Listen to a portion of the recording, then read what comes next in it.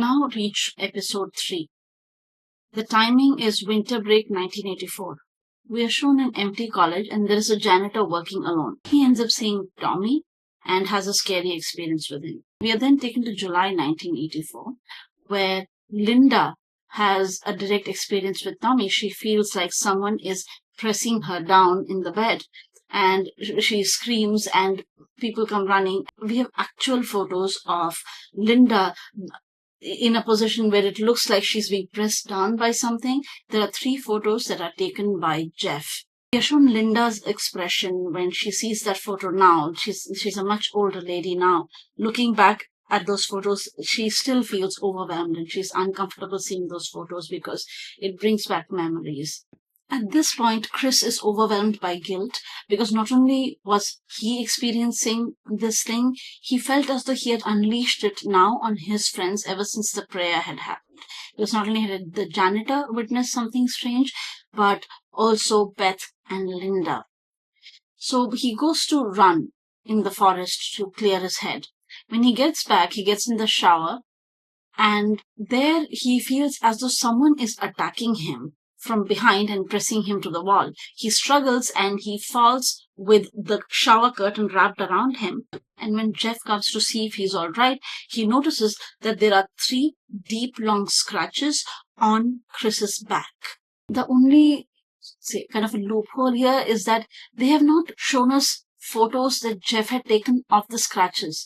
And it seems a little strange because for everything else, we see Jeff with a camera.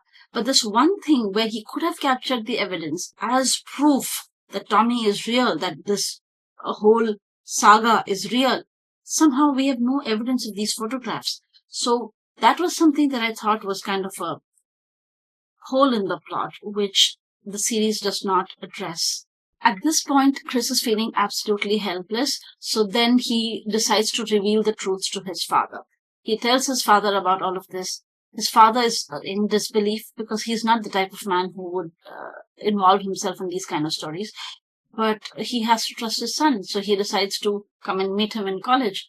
There, in his room, he decides to spend a night with his son. His son is sleeping in the bunker. He's sitting down in the chair. He says, "You go to sleep peacefully. I'm there. I'll take care of things. Nothing will happen to you.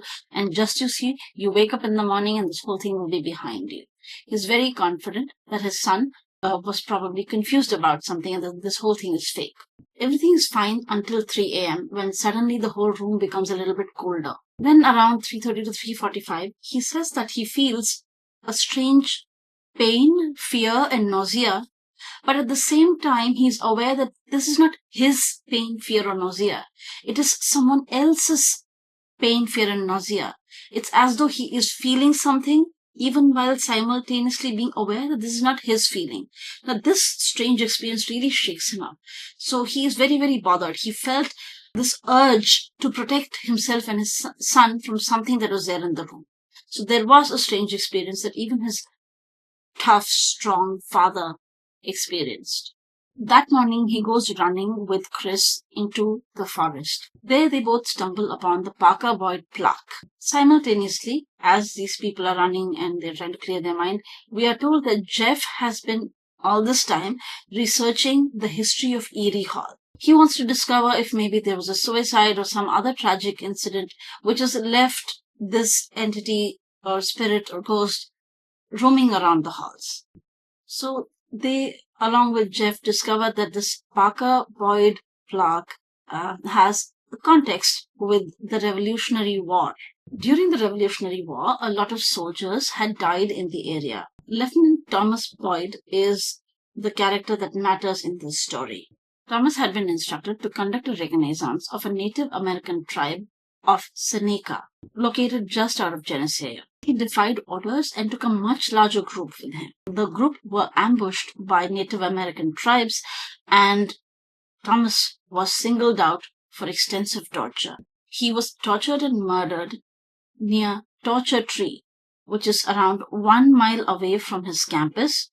And this tree is the one where Chris crossed this tree regularly whenever he went running. So it was a tree that he crossed every time he went running. And this tree is responsible for all the experiences that he's been having so far.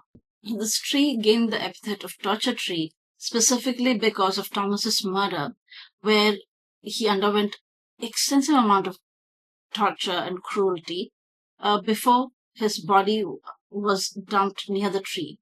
Turns out Thomas was reaching out to Chris for absolution. He was looking for somebody to acknowledge the pain and torture he had experienced. On April 11, 1985, Jeff and others decided to communicate with Thomas. Craig encourages Chris to just face this thing and get it over with rather than feel bullied by this presence. He finds the courage to walk to the torture tree and ask Thomas Boyd to reveal himself to him. Thomas does appear, and Chris tells him that he is forgiven. But he also is emphatic that this cannot continue, that he cannot keep pursuing Chris this way. He tells Thomas that he needs to go. After this, Thomas stops hunting Chris. Thomas disappears because he finds his release.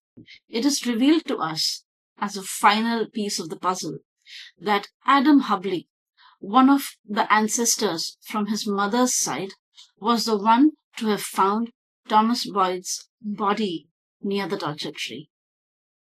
And years later, generations later, his spirit had come to Chris for absolution.